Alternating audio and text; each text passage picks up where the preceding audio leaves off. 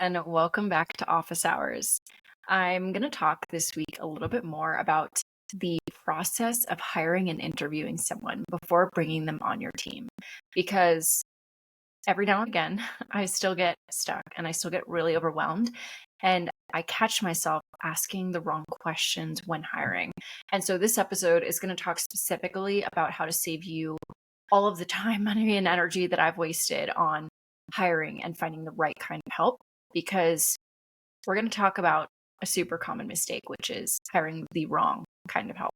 And trust me, you are not alone in this. I have done this way too many times and I've learned the hard way. And so let's just dig right into it. So here's what sparked this episode. I have been talking to, every week I talk to at least a dozen clients of people that are interested in working with Lucia and have questions about how to bring on one of our co-pilots into their business. And so I had multiple back-to-back calls with clients this past week with business owners who are ready to hire. They were, all the common things, super stressed, buried in work, and convinced that they needed this ops person. In particular, I had one woman today that I was talking with, and she was endlessly talking about how she needed help with operations. And I took a look at one of the requests that she had made on the Lucia platform, and the title was need an executive assistant, but then the description was everything to do with operations. And so when I was talking to her and the other people that I was, doing this demo with Lucia, I asked what they actually needed help with, like in the day-to-day of their business. They said, I'm drowning in emails. My calendar's a mess. I need someone to follow up with leads. I need to keep track of the little details. I need to figure out what I'm missing. I need to clean up my workflows. And the entire time I was sitting there, I was thinking, you're thinking of actually an executive assistant role, not necessarily an operations role. And that's a little bit of semantics, so it's not necessarily useful. I get that, to name them two different things. But this is a common mistake, and the whole ops concept sounds a bit more strategic, and it sounds like you're focusing on growth, like you're building. And there's something about hiring an assistant that just seems, at least for me, it seemed a little bit like gratuitous or like selfish if I felt the need to spend money on an assistant rather than fueling the business. But if you're the one underwater, I need you to just think about this for a second. If you're the one underwater, if you're the bottleneck in your business, then bringing on a person to help you with strategy or come up with more to-dos in the business, that doesn't solve the problem. That's someone that's basically like a COO or an ops manager. But you don't need someone that's that COO. You don't need that ops person. You need someone to come in and clean up your inbox and get you out of fight or flight mode, get you out of chaos mode. And so that's the difference. You don't actually necessarily need an operations person. You might just need an assistant. So let's get clear. An EA versus an operations person, what's the difference? An executive assistant supports you, the business owner or the founder. They are handling your traveling, your scheduling, to-dos, follow-ups, anything on your task list. They're basically your second brain. They're also a bit of a gatekeeper and a time saver. They're someone that creates systems around you to support you. They create systems around you, though. And an operations person supports the business. They manage internal workflows, SOPs, team communication, reporting, back-end processes. They're building structure, but for everyone else at the company. One is more tactical and one's a bit more personal. One is tactical and personal, and the other one is a bit more strategic and organizational, and like I said, for the business. And so if you feel like your brain is on fire, just to give you a little bit of like an analogy here, like you don't need an architect to go build you this massive empire. You need a fire extinguisher. You're not in this build mode. You are in a put out the fire mode. So how do you figure out where you're at, what kind of help you need? Well, I have set aside a few questions for you to think about what it is exactly you need. So, and this is the way that I think about it. Okay. So I started and did this mistake multiple times. I had multiple operations hires before I ever brought on my first assistant, who is now my second brain. And for context, I asked her a bunch of questions about what makes an EA a great EA, but also what makes her good at her job, and also what makes it clear that I need her. So this is kind of a sharing from my own personal experience with my assistant. And she said, you need to do a self-check of like, what do you need? So how do you figure out what kind of help to hire? These are the questions. First of all, what is actually overwhelming you right now? Is it your personal admin, like in your life with your kids, in your houses? Is it that side of things? Is it your personal admin in the business? Is it drop balls of like projects or things that are going on? Is it missed emails? Is it a bigger picture confusion or lack of processes, or maybe processes that are not working well? Is it repeatable tasks or just tasks in general that no one owns? No one knows who's supposed to be doing certain things. Okay, so that's kind of my first like segment of questions. Think about, what is it exactly? Is it personal? Is it to do with you and your, whether it's overwhelmingness or just like whatever's going on for you? Or is it the team in general, the processes, the repeatable tasks, the bigger team stuff? Okay, that's number one. Number two is, what is your style of delegation? Now, most people, when I'm in a demo for Lucia, have no idea. So it's okay if you have no idea. But I would ask you and say to you, do you give clear instructions? And if you don't, but you think you do, that's also something different. So do you actually give clear instructions, or are you just firing off voice memos here, texts there, sending emails at midnight, hoping someone can piece all these little things together? To translate and to make you feel better about your style, I am definitely number two. I'd like to think I'm number one, but I'm not. I'm number two. I'm sending my assistant texts, Slack messages, emails, pings. I even send her Instagram DMs of content that I like that I want her to bring up for me later. And if you need someone to translate that chaos for you, that's what an EA does.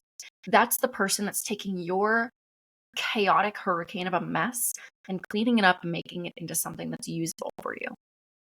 That's okay. It is not a big deal if you are a hurricane and you just need someone to translate that for you. That does not mean that you have faulted, or that's like a mistake on your part or something you did wrong. It's okay if that's the way that your style is. Just acknowledge it, just own it, and just do something about it. Because I spent so many years thinking that I could take care of my inbox, take care of my to-dos. And the answer was I clearly just didn't, and things were falling through the cracks, honestly. So next question, or next set of questions for you, is, what are your personal weaknesses as well? This is different than your delegation style. This is more of just like a you personality thing. So do you procrastinate? Do you hate following through? Are you impatient, disorganized, allergic to details? If you are a CEO and you're nodding your head to all this, that's okay. It's very common for a business owner, a founder, or a CEO to have these types of personality traits, if you will, because I definitely do. I am not the person that actually closes the loop on most projects. I'm usually the one handing out things to do, and I'm rarely the one that's actually following through and getting the work done. But when I started realizing that about myself, it made it way, way, way easier to just be okay with it and move on and ask someone else to do the closing the loop. That's completely okay. And you want that first hire for you to counterbalance those blind spots, not mirror them. And what I mean by that is, and this is such an important point, that if you're hiring someone, you want them to be all the things that you're not. You want them to be great at all the things you're bad at, not someone that's going to be your twin. I talk to a lot of clients all day long. They're like, I need my twin. I need someone who's going to be my right hand. No, you don't. No, you don't. You want your complete polar opposite to be a match made in heaven, because you want them to clean up your mess, not make a bigger mess for you. Okay, that's kind of question set number 3. And number 4 is, how clean is your business hygiene? To be honest with you, the answer, if you're listening to this, nodding your head at this point, you're probably a hot mess, or at least maybe you're kind of a mess. And if you're not, that's okay too. But let me ask you this. If your internal tools are a mess, like for you, and there's 17 versions of the same Google Doc for you, or your, SOPs are in your head. If your onboarding process is, 60% just kind of going with the flow, you may think that you need operations, but what you actually probably need is someone to help clean you up first. And that all of that is EA territory. So when you think about this, when you think about these processes, I need you to think about where the pain points actually are. Identify if it's an EA or an ops person that you need, and then go from there. So now that you've kind of identified, hopefully, whether you need EA or ops, I want you to think about the hiring process and kind of walk you through a few key mistakes that I want you to really hopefully avoid. And the first is hiring based on title versus tasks. It's so tempting to say that I need an ops person, but what you really need is clarity on what they're going to do and not just who they are. I'm telling you all the time, I spend hours a week in these demo calls with clients, and the answer usually, the question of being, what do you need or what are you looking for, is I need an operations person, or I need someone to help me do concierge work or do property management or whatever it is. And I'm like, okay, that's awesome. Great. But like, what do you actually need them to get done? And so I need you to think before you ever hire someone, what specific tasks do you actually need them to accomplish? Don't worry about the title just yet. Figure that out at the end. If you're writing the title in the beginning, though, you're probably misidentifying what you actually need because you might try to like fill in the tasks based on that title. Don't worry about that. Just focus on the tasks first. Title can come later. Kind of mistake number 2 is expecting one person to do both of these things.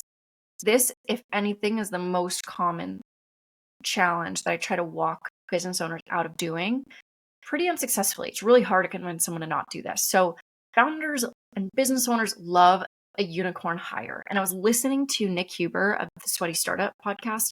He's amazing. Highly recommend. And he mentioned that you cannot expect to hire a unicorn to run your day-to-day business. You need to expect an everyday average person and give them the tools to do the work that's needed to be done. Do not search endlessly for this unicorn. Search for the good person, but then give them great tools to be able to succeed. And so you need someone not who can manage your inbox and also manage your concierge work or also manage talking to clients. I mean, that would be awesome, but that's 2 completely different jobs, 2 completely different skill sets and brains. You are going to burn someone out, or even worse, waste your own money trying to either find both in one or find someone who's halfway decent at one and then try to force them to do the other. And if anything, I'll admit it, that's something that I'm trying to pull me and my EA out of right now.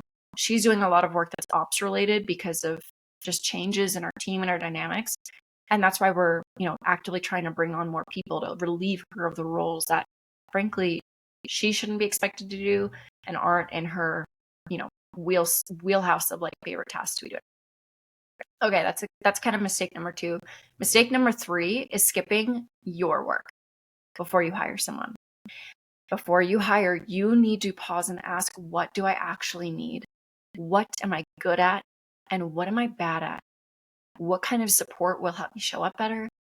And who do I need to become, or what work do I need to do before I bring someone into my mess? And my own assistant, again, one of the best decisions I ever made in my business. She always, kind of follows this rule, is what I've noticed. And when I was asking her about some of the topics that we should talk about in this chat, she mentioned a few things. You need to tend to your business hygiene. You need to understand your communication style, and you need to make a plan. And that work itself is not sexy, but it really, really does work. So what to do kind of moving forward if you're stuck in this, I urge you to consider for 1 week, jot down where your time is going. And I mean diligently. It's going to take a bit of work, but what's draining your energy? What are you avoiding? That specifically, like what are you avoiding, became really useful for me in understanding that I didn't need an ops person, I needed an EA, because I'd avoid closing the loop on a lot of projects. I'd get all excited to like talk about the strategy or the concepts behind it, and that I wouldn't execute the actual project. So what are you avoiding? Then you need to make two lists. What's pulling my attention personally and what's breaking inside the business, so that you can basically your personal, list of what's pulling your attention. That's your EA's job description, literally right there. And the second is ops. Now, if you have a full list for both, congrats. You might need to hire two people, but more than likely, you'll probably have one list, as long as you're being really honest with yourself about it. And then start small. If you've never hired support before, you do not want to jump into full time because you probably don't need it. I have a lot of clients that say to me, I need 20 hours, 30 hours, 40 hours worth of work for someone, and then they barely use someone for 5 hours. I urge you to try part-time or fractional EAs first. Give them a few hours a week, see what happens, and see what happens when you get your headspace back. It doesn't have to be this huge leap. It can be a test. But if you do still feel overwhelmed, then you can look at ops. But more than likely, you just need a few hours of someone cleaning out your inbox and managing your personal to-dos. So here's the biggest reframe that I want to leave you with, is that you don't have to build like a Fortune 500 company to run like one. Your job is not to look impressive. It's to get the right support at the right time. And so most of the time, that means starting with someone who gives you your time back. You don't need to feel badly about asking for that time back. You don't need to feel badly about requiring something to help you personally get sane.